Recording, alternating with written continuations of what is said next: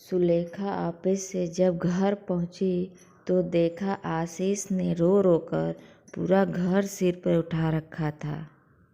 सुलेखा को देखते ही उसकी मम्मी ने राहत की सांस ली और आशीष को उसके गोदी में पकड़ाते हुए बोली, नाक में दम कर रखा इस लड़के ने। आरोही 1 मिनट के लिए भी चैन से नहीं पड़ पाई है। सुलेखा ने बिना कुछ बोले आशीष को गोद में लिए वॉशरूम चली गई। वॉशरूम से बाहर आकर सुलेखा ने चाय का पानी चढ़ाया और खड़े खड़े सब्जी भी काटने लगी। इसके बाद चाय पीने के साथ सुलेखा आशीष को सुलाने की कोशिश करने लगी। आशीष की नींद में आते ही सुलेखा की आंखें भी झपकने लगी थी कि तभी मम्मी कमरे में तूफान की तरह घुसी और बोली, सुलेखा थोड़ी बहुत मेरी भी मदद कर दिया करो, मेरे जीवन में तो सुख है ही नहीं। पहले बच्चों की जिम्मेदारियां उठाओ, फिर उसके बच्चों की। सुलेखा बोली, अरे मम्मी, आशीष को सुलाते सुलाते नींद लग गई थी। आशीष को सुलाकर सुलेखा रसोई में घुस गई थी। पापा और मम्मी के लिए परहेजी खाना, आरोही के लिए हाई प्रोटीन डाइट और खुद के लिए जो भी दोनों में से बच जाए। जब सुलेखा रात की रसोई समेट रही थी तब तक आशीष उठ गया था। सुलेखा की रोज की यही दिनचर्या बन गई थी। मुश्किल से 4 घंटे की नींद पूरी हो पाती है। सुलेखा ने आशीष के लिए दूध तैयार किया और फिर धीरे से अपने कमरे का दरवाज़ा बंद कर लिया था। अगर आशीष की जरा भी आवाज़ बाहर जाती तो सुबह मम्मी उस पर चिल्लाने लगती थी। सुलेखा की ज़िंदगी कुछ समय पहले तक बिल्कुल अलग थी।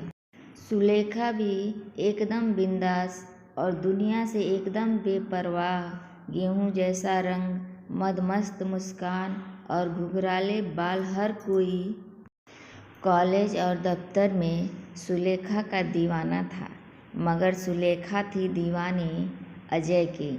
अजय उसके साथ ही इंजीनियरिंग कॉलेज में था। दोनों की गहरी दोस्ती होते होते प्यार में परिवर्तित हो गई थी। सुलेखा के मम्मी पापा अजय के घर गए थे और अजय की मम्मी पापा के तेवर देखकर उन्होंने सुलेखा को आभास करा दिया था, बेटा, ऐसा प्यार बहुत दिनों तक नहीं टिकता है। हमारे यहाँ प्यार 2 लोगों के बीच नहीं बल्कि 2 परिवारों के बीच होता है। हमारा और उनका परिवार काफ़ी अलग है। मगर उस समय सुलेखा को कुछ समझ नहीं आ रहा था। लड़ झगड़ कर आखिरकार सुलेखा ने अपने परिवार को मना ही लिया था और अजय का परिवार भी बड़ी वेद अली से तैयार हो गया था। जब सुलेखा और अजय हनीमून पर गए तो सुलेखा को अजय का व्यवहार अजीब सा लगा। सुलेखा स्त्री पुरुष के रिश्तों से अभी तक अनभिज्ञ थी। अजय ना जाने क्यों प्रेम क्रीड़ा के दौरान हिंसक हो उठा था। सुलेखा पूरी तरह संतुष्ट नहीं हो पाती थी और अजय मुंह फेर कर सो जाता था। हनीमून से वापस आकर भी अजय के व्यवहार में कोई परिवर्तन नहीं आया। सुलेखा को समझ नहीं आ रहा था कि वह क्या करे, किससे बात करे।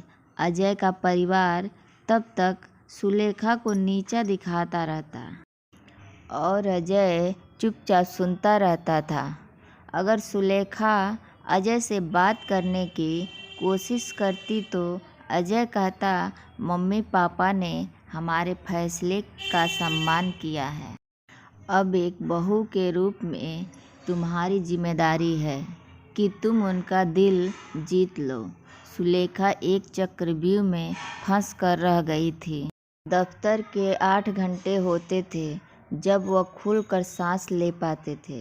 रात में अजय सुलेखा के शरीर को रोदता और दिन में अजय का परिवार सुलेखा के सम्मान को रौंदता। सुलेखा को एक बात तो समझ में आ गई थी कि चाहे वो लव मैरिज हो या अरेंज, समझौता हमेशा लड़की को ही करना होता है।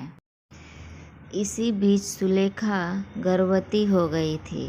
सुलेखा को लगा शायद अब उसके विवाह की जड़ें मजबूत हो जाएंगे, लेकिन आशीष के जन्म के बाद भी समस्या ज्यों की त्यों बनी रही। आज सुलेखा की जिम्मेदारी और अधिक बढ़ गई थी।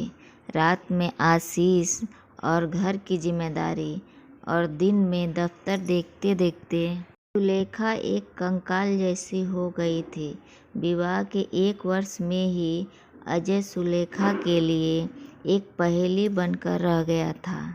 धीरे धीरे सुलेखा को समझ आ गया था कि अपनी मर्दाना कमजोरी को छुपाने के लिए अजय उस पर हर समय हावी रहता है।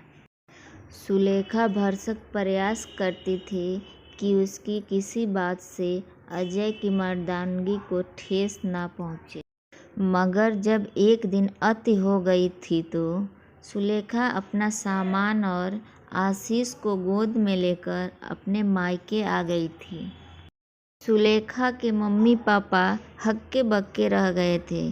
पापा तो गुस्से में बोले, पहले अपनी मर्जी से विवाह किया और अब यहाँ आ गई हो। तुम्हारी इन हरकतों का बेटी आरोही पर क्या प्रभाव पड़ेगा? मम्मी बोली, थोड़े दिन रहने दो, देखो ना बेचारी कितनी कमज़ोर हो गई है। मगर जब मम्मी पापा के घर में रहते हुए सुलेखा को 2 माह हो गए तो रिश्तेदारों और पड़ोसियों के कान खड़े हो उठे थे। दिन में पास पड़ोसी मम्मी पापा को कहते थे और रात में मम्मी पापा सुलेखा को, कब तक इस घर में पड़ी रहोगी, अपने घर जाओ ना। सुलेखा सब कुछ सुनकर भी अनसुना कर देती थी। उसका घर कहाँ है?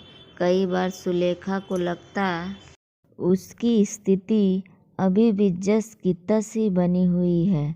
सुलेखा सोचने लगी, इस मायके की रोटी से तो अच्छा ससुराल की सूखी रोटी थी। कम से कम आस पड़ोस और नातेदार कुछ कहते तो नहीं थे, और सबसे बड़ी बात, माँ बाप का प्यार भी बना रहता है। यहाँ मायके में सुलेखा अपने वेतन का 75% भाग मम्मी को दे देती थी। मम्मी वेतन को लेकर कहती थी, बेटी आजकल महंगाई इतनी है, सब्जी के भाव आसमान छू रहे हैं, पूरा 1 लीटर दूध तो आशीष ही पी जाता है। मम्मी के मुंह से यह बात सुनकर सुलेखा का मन खट्टा हो जाता था। पापा भी सुनाया करते, बेटी यहाँ पर रह रही हो, इस कारण तुम्हारा निर्वाह हो रहा है, नहीं तो 50,000 में आजकल कुछ नहीं होता। सुलेखा यह बात सुनकर मम्मी पापा के एहसान तले दब जाती थी। कभी मम्मी कहती, सुलेखा आरोही के बारे में सोचकर मुझे रात भर नींद नहीं आती है। जिसकी बड़ी बहन घर छोड़कर बैठी हो, उस लड़की से कौन रिश्ता करेगा। सुलेखा को ऐसा लगने लगा था मानो उसने मम्मी पापा के घर आकर गलती कर दी है। छोटी बहन आरोही भी बिना बात ही सुलेखा से खींची खींची रहती थी। आरोही के दिमाग में यह बात बैठ गई थी कि जब तक दीदी सुलेखा उनके साथ रहेगी तब तक उसका रिश्ता नहीं हो पाएगा। आज भी आरोही को लड़के देखने वाले आ रहे थे। सुलेखा जब दफ्तर जाने के लिए तैयार हो रही थी तो मम्मी बोली, आज जल्दी आ जाना, घर के काम में थोड़ा मेरी मदद कर देना। सुलेखा झिझकते हुए बोली, मम्मी आज तो दफ्तर में मीटिंग है। मम्मी गुस्से में बोली, मैं क्या करूँगी अकेले? आशीष को संभालूं या मेहमानों को? सुलेखा बोली, मम्मी, मैं आशीष को किसी सहेली के घर पर छोड़ दूँगी। पापा तो लगते हुए बोले, मेरी और तुम्हारी मम्मी की अब उम्र नहीं है छोटे बच्चे की जिम्मेदारी उठाने की। आरोही बोली, देखो दीदी, आप अच्छा खासा काम करती हो, कम से कम आशीष के लिए एक नौकरानी तो रख सकती हो। खैर, दफ्तर जाकर सुलेखा ने जल्दी जल्दी काम निपटाया और फिर छुट्टी लेने के बाद घर आ गई। घर आकर सुलेखा ने फटाफट पकौड़ी तले, हलवा भूना और जल्दी से आशीष को लेकर अपने कमरे में बंद हो गई थी। सुलेखा मेहमानों के सामने आना नहीं चाहती थी। इस बार आरोही की बात बन गई थी। जैसे ही मम्मी यह बात बताने सुलेखा के कमरे में गई तो आशीष एकदम से कमरे से बाहर आ गया। मजबूरी में मम्मी पापा को सुलेखा का परिचय मेहमानों से करवाना पड़ गया था। मेहमानों ने जब सुलेखा से उसके घर और पति के बारे में पूछताछ की तो पापा बात संभालते हुए बोले, अरे सुलेखा तो अभी आपके आने से पहले ही आई है। हमें आशीष से बहुत प्यार है, इसलिए आती जाती रहती है। लड़की वालों की तरफ से लगभग बात फाइनल थी। पूरा परिवार बेहद खुश नज़र आ रहा था। मम्मी सुलेखा से बोली, देखो बेटी, अब तुम अपने घर जाने के बारे में सोचो। सुलेखा, तुम्हारी गलतियों की सज़ा आरोही को नहीं मिलनी चाहिए। सुलेखा सोच रही थी कि उसके मम्मी पापा इतने पत्थर दिल कैसे हो सकते हैं। उन्हें सब कुछ तो बता चुकी हूँ। आखिरकार सुलेखा ने तय कर लिया था कि वह वापस अजय के घर चली जाएगी। वह सुखी नहीं तो ना सही, कम से कम उसके कारण आरोही की ज़िंदगी में कोई समस्या नहीं होनी चाहिए। सुलेखा ने अपनी समस्या अपने सहकर्मी रीना को बताई।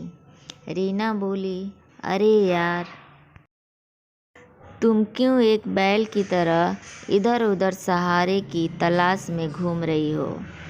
तुम एक स्वतंत्र महिला हो। अपना और अपने बेटे का ख्याल तुम खुद से रख सकती हो। सुलेखा बोली, रीना, मेरे पास अपना घर कहाँ है? वह घर मेरे पति का था और ये मेरे मम्मी पापा का है। मैं कैसे आशीष को लेकर अकेले रह सकती हूँ? रीना हंसते हुए बोली, बेवकूफ़ लड़की, अपनी मर्जी से विवाह करना एक गलत फैसला हो सकता है, मगर यह कोई ऐसी गलती नहीं की तुम्हें सज़ा मिले। इन सामाजिक दूरियों से बाहर निकलो, अपने आप को और अपना घर खुद बनाओ। वैसे रीना दफ्तर में एक चतुर महिला के रूप में जानी जाती थी, क्योंकि वह अपनी ज़िंदगी को अपने हिसाब से जीती थी। लेकिन ज़िंदगी के इस मुश्किल दौर में रीना ही थी जो सुलेखा की बेबसी को समझती थी और उसकी ढाल बनकर खड़ी हुई थी। सुलेखा को रीना से दोस्ती करने के बाद यह बात समझ आ गई थी कि हर स्वतंत्र महिला को समाज में चतुर की संज्ञा दी जाती है। रीना के हिम्मत देने पर ही सुलेखा अपने बेटे को लेकर मम्मी पापा का घर छोड़ने का फैसला कर लिया था। रीना ने ही आगे बढ़कर सुलेखा को एक वकील से मिलवाया और सुलेखा अजय से अलग हो गई। रीना ने जब सुलेखा को उसके किराए के कमरे की चाबी पकड़ाई तो सुलेखा की आंखों में आंसू आ गए थे। रीना बोली, सुलेखा, कमरा भले ही किराए का है, पर इसे अपना घर बनाना अब तुम्हारी जिम्मेदारी है। जब सुलेखा ने अपना और आशीष का सामान बांध लिया तो मम्मी खुशी से बोली, बेटी अच्छा है, तुमने अपने घर जाने का फैसला कर लिया है। सुलेखा मम्मी की बात सुनकर बोली, मम्मी आप सच कह रही हैं, मैंने अपने घर जाने का फैसला ले लिया है। कब तक मैं आपके या किसी और के सहारे अपनी ज़िंदगी गुजारूंगी। अब आप लोगों को मेरे कारण कोई मुश्किल नहीं होगी। आशीष मेरी जिम्मेदारी है, इसलिए मैं खुद पूरा करूंगी। इतना कहते हुए सुलेखा आंखों में आंसू लिए बाहर निकल आई। सच में पति और ससुराल चाहे जैसा भी हो, मगर पति का घर छोड़ने के बाद कहीं भी जल्दी ठिकाना नहीं मिलता है। दोस्तों, आप लोग को हमारा वीडियो पसंद आया हो तो एक लाइक, शेयर और हमारे चैनल को सब्सक्राइब कर लें।